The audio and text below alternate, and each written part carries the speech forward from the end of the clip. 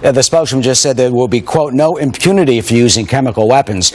Ake Selstrom, who was the head of the weapons team, kind of like the new Hans Blix in a sense, they are afoot to The Hague.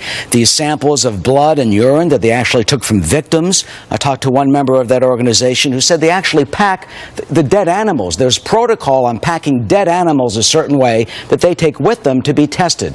The vice president this morning said it was sarin gas that will be used. What do you expect will come of this UN testing? Could still take a few weeks. Well, I think that there's little doubt in my mind that the sarin gas was used, and I think the UN inspectors' samples will prove that.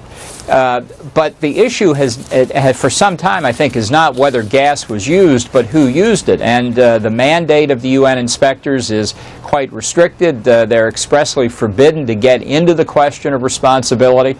So I don't think even if 10 days, 2 weeks go by and you get conclusive analysis from the Organization for the Prohibition of Chemical Weapons, that will resolve the underlying political question as to who is responsible. And that's another reason that the UN Security Council is not going to act here. The Russians showed no inclination whatever to back away from their support for the Assad regime. Ambassador, a minute left. Why is it always us?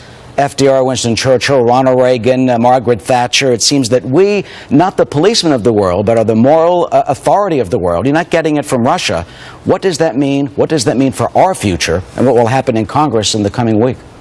Well, Gene Kirkpatrick used to say that at the UN it was like the Europeans would see a truck that had lost its brakes speeding downhill toward a playground filled with innocent children. They'd start arguing what to do about it. They couldn't come to any conclusion, so at the last minute they'd throw the United States in front of the truck.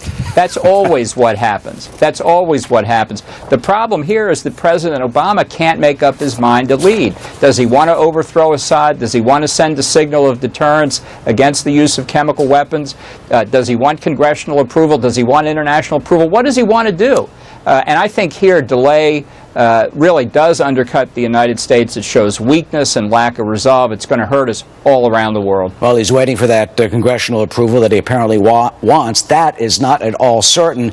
We still have another week to go. Ambassador Bolton, always good to see you. Thank you for joining us this morning. Thank you, Eric.